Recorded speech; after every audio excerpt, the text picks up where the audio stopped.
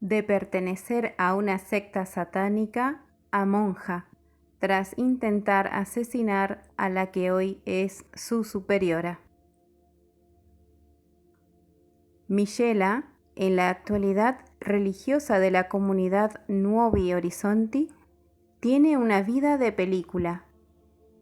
Abandonada por su madre cuando era un bebé, atrapada por una peligrosa secta satánica, convencida de la necesidad de asesinar a una monja por indicación de la sacerdotisa, que a la vez era su psiquiatra. Cuenta su testimonio con una intensidad y pasión que a más de uno le dejará pensativo. Cuando se experimenta el amor de Dios, se aprende que no se puede guardar para uno mismo.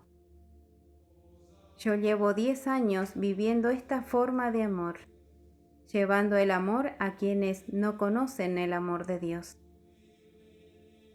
La comunidad a la que pertenezco nació en 1984, fundada por Chiara Amirante, que comenzó a llevar la palabra de Dios a los puntos de muerte de la ciudad de Roma.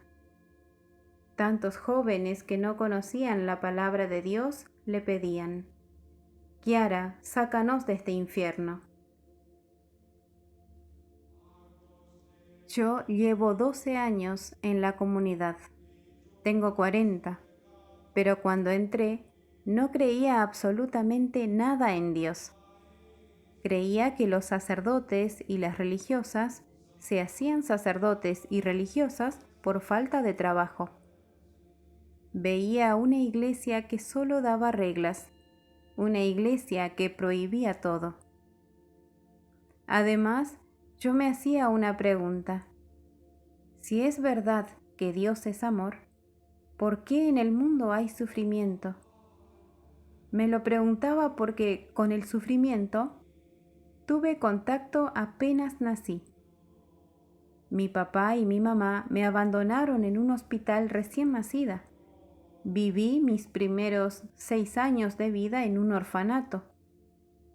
2 meses después de que saliese de allí, el instituto fue clausurado por maltrato a menores.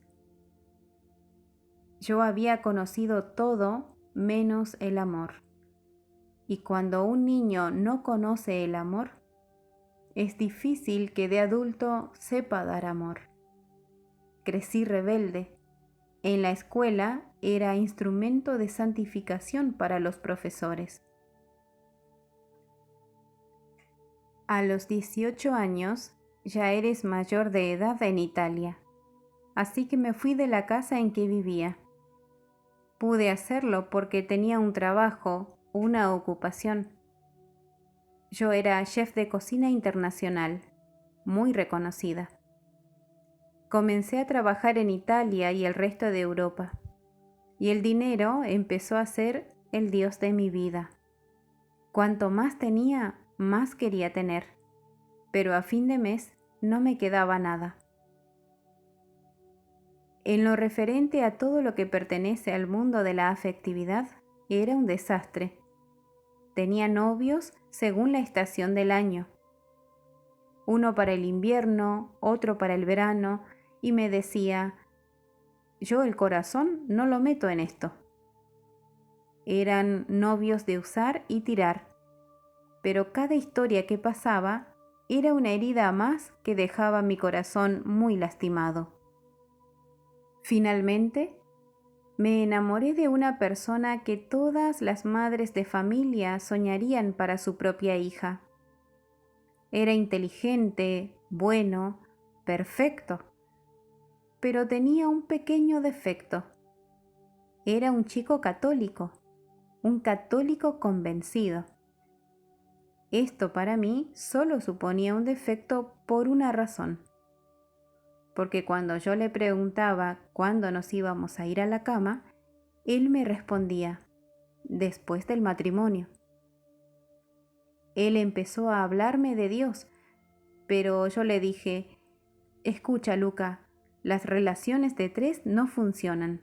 Somos tú y yo. Punto. Dios debe quedar fuera.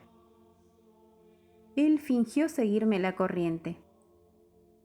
Cuando llevábamos 2 años saliendo, vino sin avisar una noche a mi casa. Era la primera vez en ese tiempo que vino a mi casa, por lo que pensé, hoy lo hacemos. Pero él tenía otras razones muy diferentes en su cabeza. Y me dijo, escucha, Michela, hablé con mi padre espiritual porque tengo intención de casarme contigo. Yo me le quedé mirando un poco perpleja, pero por un solo motivo. No sabía que era un padre espiritual. Le respondí, vamos al registro civil, pedimos una cita, estampamos nuestras firmas y ya estamos casados. Y me dijo, no, para mí es importante el sacramento del matrimonio. Nos dan la posibilidad de efectuar un matrimonio mixto, donde tú declares ser no creyente, pero yo pueda casarme contigo dentro de la iglesia. Entonces, mi siguiente pregunta fue, ¿y esto cuánto cuesta? Nada, respondió mi chico. Pensé que si no costaba nada y no perdía mi imagen de atea, podía aceptarlo. Solo le puse una condición. Organiza tú la boda. Pusimos una fecha y él comenzó a organizar todo. Era bonito, porque de verdad que Luca era un chico fantástico. Pero nunca me llegué a casar con él. Falleció 4 días antes de la fecha escogida. Poco después de comenzar los preparativos, contrajo el VIH por culpa de una transfusión de sangre contaminada. Ahí entré en contacto con la primera verdad de mi vida, porque yo, con el dinero hasta ese día, había comprado todo y a todos, pero descubrí que había una cosa que no podía comprar: la vida de mi novio. Eso para mí fue una derrota. Luca partió para el paraíso 4 días antes de nuestra boda, y ahí se me derrumbó el mundo. Me enfadé con Dios por haberme quitado a mis padres. Me enfadé con Dios por haber sufrido tanta violencia desde pequeñita. Me enfadé con Dios por la muerte de Luca. La noche de su funeral me marché a la playa y ahí mismo hice un juramento. Dios, si tú no existes, pasaré toda mi vida diciéndoselo a todo el mundo. Pero si existes de verdad, empeñaré mi vida en destruirte. Ahí empezó mi guerra con Dios. Para buscar a Dios y saber si existía, me acerqué a varias filosofías, todo lo que era la New Age y el Reiki, pero ahí no encontré nada de la presencia de Dios. A todo esto, mi vida era triste y angustiosa, hasta que un día me propusieron comenzar psicoterapia. Yo pensé que si había probado tantas cosas, podía probar eso también.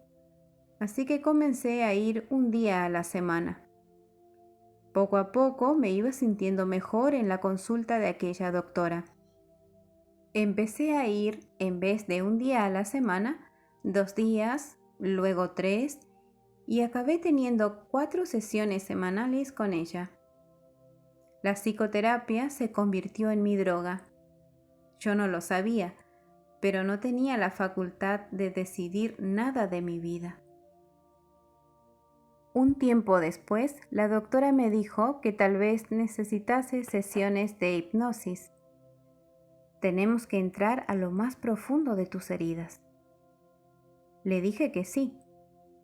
Desafortunadamente, no estaba en grado de tomar ninguna decisión. No sé lo que hicieron conmigo, pero el problema fue que esta doctora era en realidad una sacerdotisa de una de las sectas satánicas más importantes de Italia. Y yo entré a formar parte de ella, de la mano de mi doctora. Pasé ahí 2 años de mi vida, 2 años que me llevaron a perder mi dignidad de mujer, mi dignidad de ser humano. Allí he visto muerte y violencia. Llegué a alcanzar la muerte del alma. Me convertí en una auténtica marioneta manejada por manos satánicas.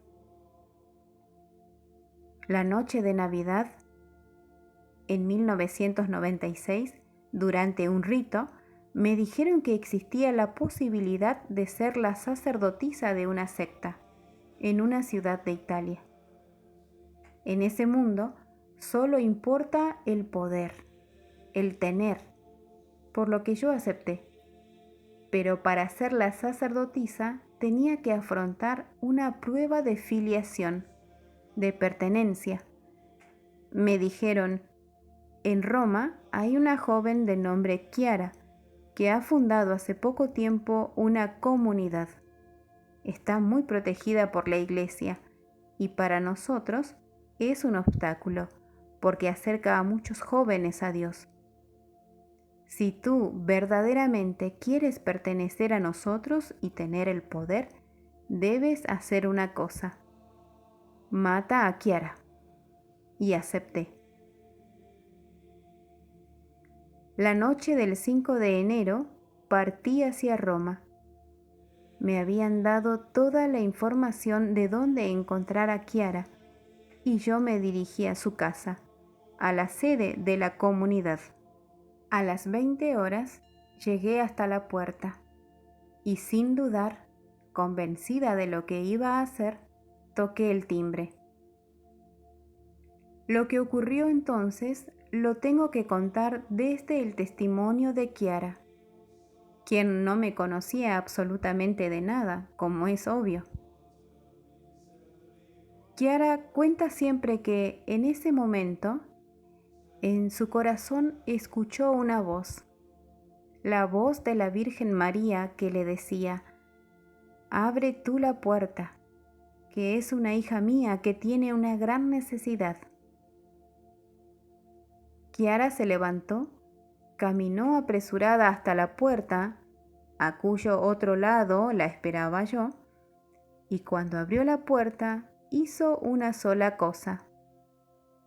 Me abrazó y me dijo, «Bienvenida, hija mía, por fin has llegado a tu casa». Ese abrazo cambió mi vida. Fue un abrazo indeleble que llegó a mi corazón. Fue más allá de mi cuerpo, de mis brazos. Yo no pude reaccionar, no pude moverme, no pude hacer nada. Chiara me desarmó absolutamente con ese abrazo, con su mirada. Me llevó dentro, a su pequeña habitación, y comenzamos a hablar. Ella me preguntó cómo estaba, y yo, sin decir ninguna palabra, le entregué el arma con el que la iba a matar. Se lo conté y le dije, «Chiara, para mí ya no hay esperanza». Ella me respondió, «Sí, sí que hay esperanza, porque el amor ha vencido a la muerte. Hay esperanza para ti, porque hubo quien dio la vida por ti, y Jesús te ama». Le contesté, «Chiara, yo les conozco, sé cómo son, tengo poco tiempo, me matarán y te matarán a ti también». «No, Michela», respondió Chiara muy firme, «no lo harán, porque María te quiso en esta casa». Y en aquella casa me quedé. Obviamente, la primera cosa por hacer era una buena confesión. Llamaron a un sacerdote, pero debido a las actividades en las que había estado involucrada, no me pudieron dar la absolución. hubo que escribir a la Santa Sede, a la Congregación para la Doctrina de la Fe, toda mi historia. Un cierto cardenal Ratzinger respondió en pocos días: «Hoy la iglesia está de fiesta porque un hijo ha regresado a casa». También tuve que pasar por varias sesiones de exorcismo. Obviemos los detalles.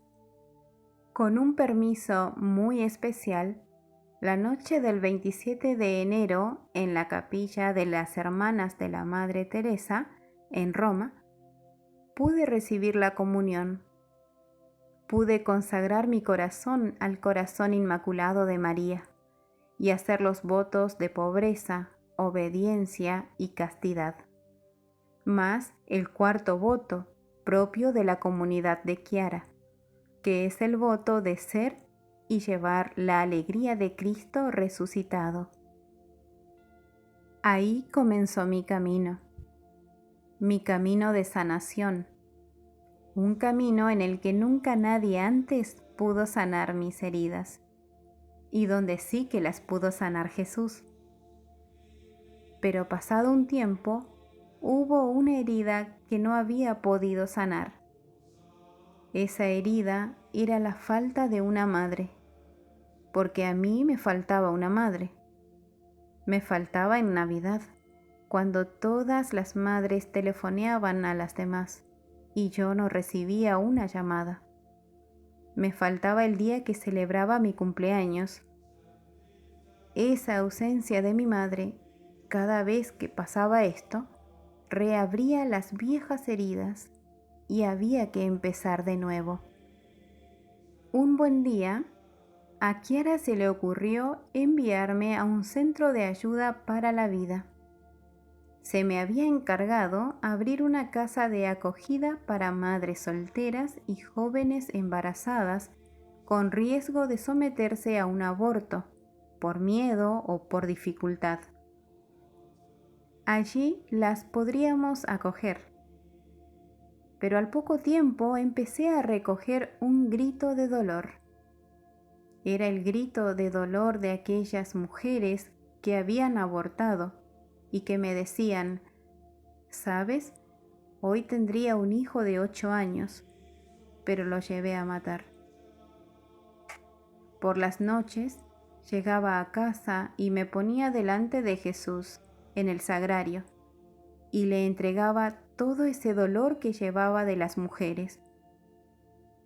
Una de esas noches empecé a escuchar en mi corazón: «Michela, si hoy existes tú, es porque tu madre dijo sí a la vida». Os tengo que decir que cuando se experimenta la misericordia de Dios, la primera cosa que se aprende es a no juzgar. Y yo no tenía ningún derecho de juzgar a mi madre, porque si una madre llega a abandonar a un hijo, es porque hay un gran dolor. En ese momento, comenzó a despertar en mi interior la necesidad de buscar a mi madre, no para juzgarla ni regañarla, sino para darle las gracias por mi vida.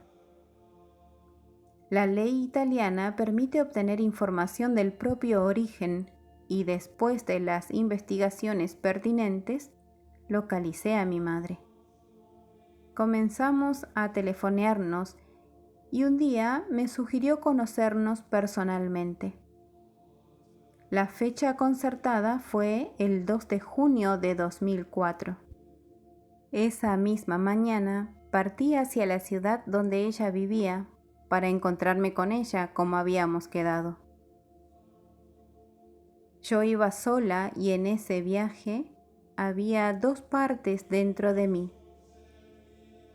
Una parte era esa parte humana que se sentía entusiasmada por poder decirle por fin a alguien, mamá. Pero había otra parte más racional que me decía, Michela, no sabes qué puedes encontrar allí. Mi error fue que en aquella duda venció la parte más humana. Pero el hombre propone y Dios dispone, porque pocos minutos después de encontrarnos, con una mirada que yo no le deseo ni a mi peor enemigo, mi madre me dijo: tú para mí no has existido nunca, no has existido hasta ahora, no existes hoy, sal de mi vida. Yo no sé qué siente una madre cuando un hijo dice no a su amor, pero les puedo decir lo que siente un hijo cuando una madre le dice no a su amor. Fue un gran dolor. Regresé a Roma, cogí a Chiara y sujetándola contra un muro le dije: pero yo qué le he hecho de malo a Jesús, trabajo para él, ¿por qué no me puede ayudar? A mi pregunta de ¿por qué Jesús me trata así?, Chiara me contestó: ¿sabes, Michela? Santa Teresa de Ávila le preguntó lo mismo a Jesús, y Jesús le dijo que así trataba él a sus amigos. Ya sabéis lo que Santa Teresa le respondió a Jesús. Ahora entiendo por qué tienes tan pocos. Era una situación dolorosa de la que era difícil salir, por lo que entonces Chiara me propuso unos días de vacaciones. Yo pensé: estupendo, me iré a la playa y tomaré el sol. Pero Chiara ya había pensado en todo. Hay un lugar al que puedes ir. Es un pueblo en Bosnia que se llama Medjugorje. Cógete unas vacaciones y vete allí. Yo le dije: a Medjugorje yo no voy. Mejor me pagas las vacaciones en Croacia, que está muy cerca y tiene un mar estupendo. Ya cuando esté allí, un día me acerco a Medjugorje. Pero yo no me voy a meter entre las colinas, las piedras y el calor. Eso no son vacaciones. Chiara me respondió: te recuerdo que hiciste un voto de pobreza y otro de obediencia. Elige por cuál de los dos quieres ir a Medjugorje. Así que elegí el de la obediencia y voluntariamente vine a Medjugorje. Llegué a Medjugorje. Me daban una pena los peregrinos, porque yo pensaba que estaba ahí porque me habían obligado, pero no entendía por qué ellos no iban al mar, pudiendo hacerlo. En fin, los primeros 10 días fueron un desastre. Yo no quise saber nada de peregrinos, ni del fenómeno de Medjugorje, ni de nada. El día 11º estaba tras la explanada, cerca de la carpa verde. Estaba tumbada en mi toalla, tomando el sol. En serio, pasaba de todo. Y ahí tirada me vio Marija, una de las videntes. No nos conocíamos de nada, pero a ella le llamó la atención. No sé si verme tumbada tomando el sol o mi toalla verde chillona. Se acercó a mí y me dijo: hola, ¿qué haces? Estoy esperando que comience la misa. Entonces Marija, sin más, con toda la naturalidad, me dijo: vente mañana conmigo a una aparición. Imagínate, era ridículo, tanto que me dio la risa, y le contesté: mira, va a ser mejor que la Virgen María venga a mí, porque yo de aquí no me muevo. Marija me miró un poco sorprendida, en silencio. Al cabo de unos segundos, cuando se me quitó la sonrisa de la cara, me dijo: tú vente mañana. En Medjugorje, si no vives el fenómeno, tampoco es que haya mucho que hacer. Mis primeros días allí fueron tan aburridos que, por muy absurdo que pareciese, asistir a una aparición suponía algo distinto en medio de aquel aburrimiento. Así que, al día siguiente, aparecí a la hora que me había dicho Marija en el oasis de la paz, donde iba a vivir su aparición. Al llegar, aquello estaba lleno de gente. Llegué a las 6:15 de la tarde y allí había gente que llevaba más de 3 horas con todo el calor. Pensé, qué tontería llegar tan temprano, si de todas formas a la Virgen solo la ve la vidente. Pero bueno. Al cabo de unos minutos llegó Marija. Me vio en el jardín, me cogió de la mano y me llevó dentro de la capilla. Delante del todo, a su lado. Me llevó hasta allí a rastras y de un empujón me puso de rodillas. Todo el mundo rezaba y yo pensaba, qué buenos todos estos peregrinos, mira cómo rezan. Pero mi corazón estaba muy cerrado y no quería participar con ellos. Recuerdo el momento en que comenzó la aparición.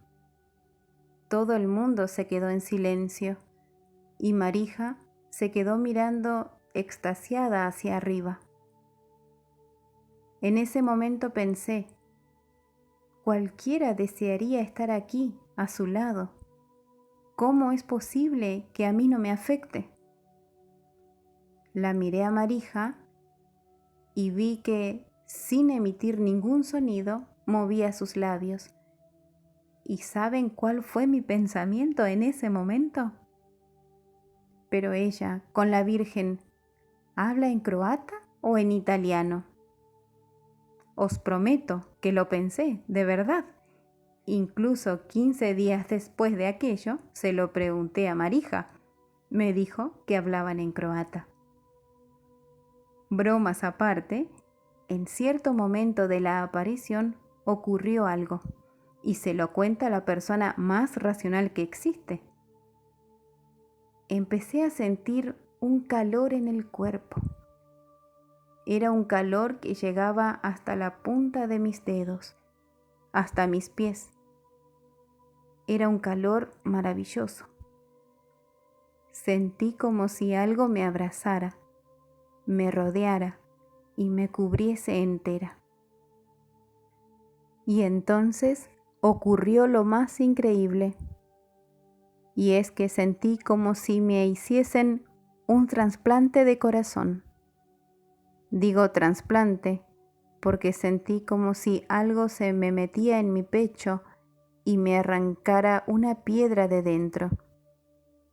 Era un corazón herido, enfermo, y sentí como si me colocasen un corazón nuevo ahí dentro, en su lugar.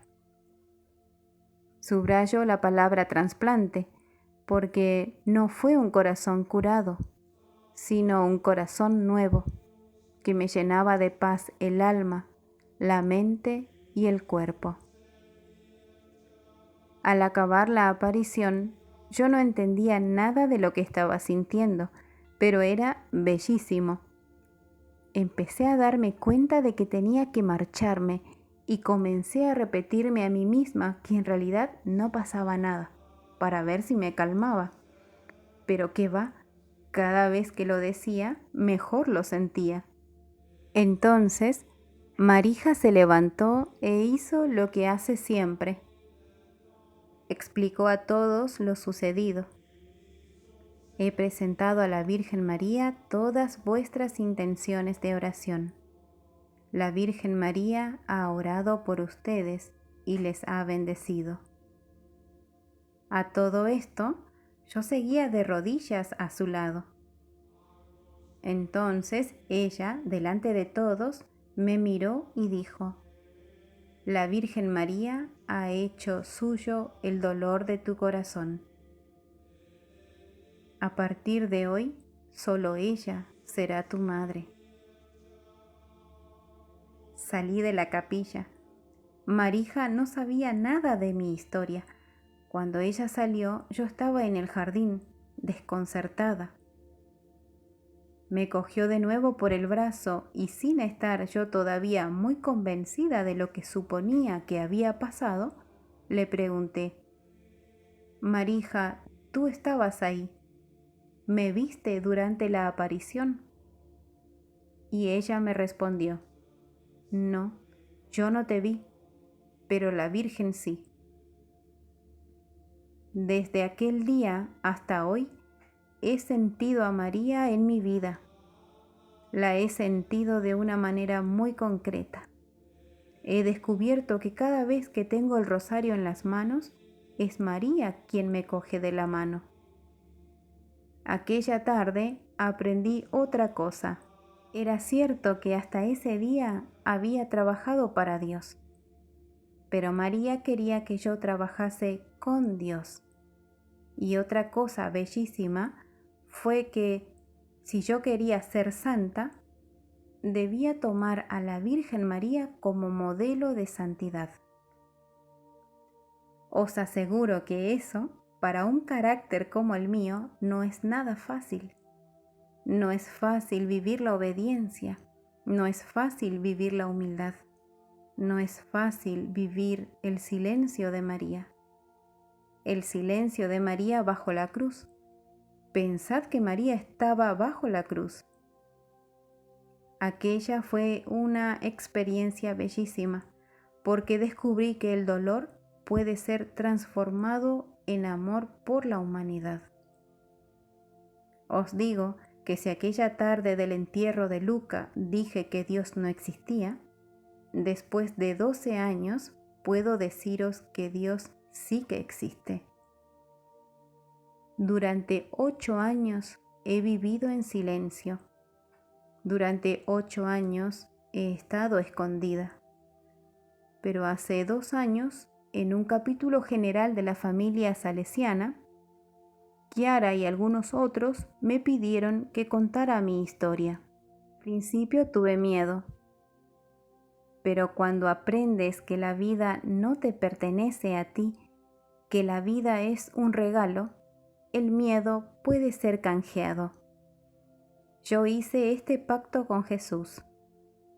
Jesús, si mi vida, mi historia, sirve a un solo joven a encontrar tu misericordia, yo daré mi vida por esto. Cari giovani, Dragi mladi, non abbiate paura della sofferenza. nemojte se bojati patnje. La sofferenza c'è. Patnja postoji, Il mondo ci insegna che non c'è. a svijet nas uči da patnje nema. Il mondo ci insegna a coprire la sofferenza. Svijet nas uči da prikrijemo, poklopimo, otklonimo patnju kao da je nema. Ma Gesù ci ha insegnato a viverla con Lui. Ali Isus nas je naučio živjeti patnju s njim. Ciò che tiene inchiodato Gesù alla croce non sono i chiodi, Ono što Isusa drži prikovanog na križ nisu čavli. ma è l'amore speciale che ha avuto per ciascuno di noi. To je posebna ljubav koju je Isus imao za svakoga od nas.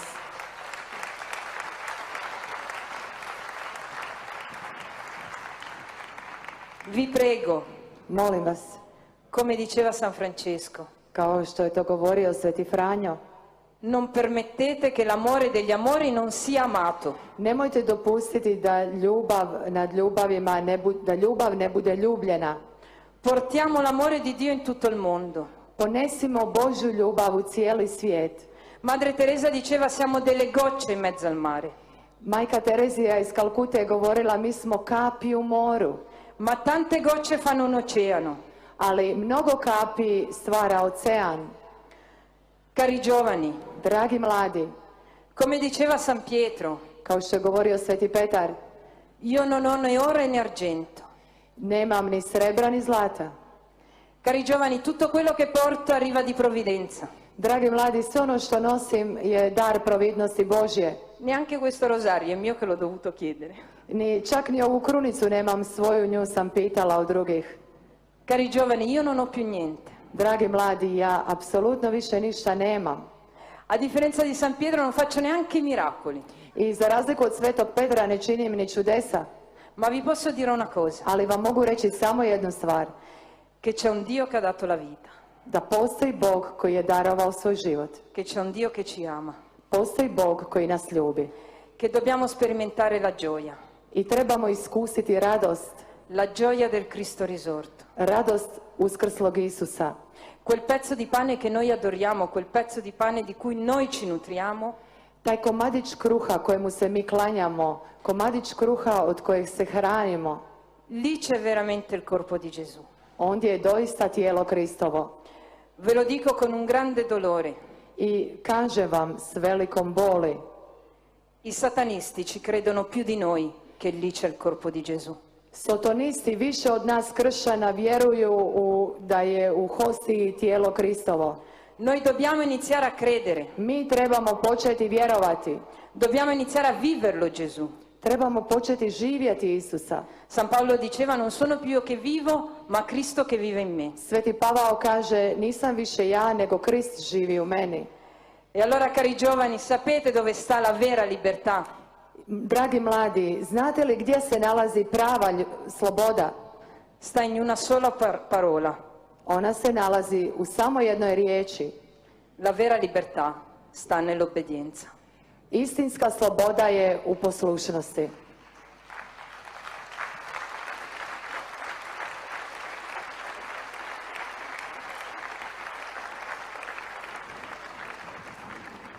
E ve lo ripeto, non scappate dalla sofferenza, I želim vam ponoviti, nemojte bježati od patnje. portatela con Gesù. Nosite patnju s Isusom. E allora quel dolore si trasformerà in amore. I onda će se ta bol pretvoriti u ljubav. Ecco, vi saluto semplicemente con questa frase di Eddie Stein. Želim vas pozdraviti s jednom rečenicom. Quando Eddie Stein si convertì le chiesero perché alla religione cattolica. Eddie Stein. Kada se Edistan obratio, pitali su ga zašto. Perché ti sei convertita alla religione cattolica? Pitali su Edith Stein zašto si se obratila na katoličku vjeru, E lei rispose, a ona je odgovorila, perché ho cercato l'amore e ho incontrato Gesù. jer sam tražila ljubav, a susrela sam Isusa.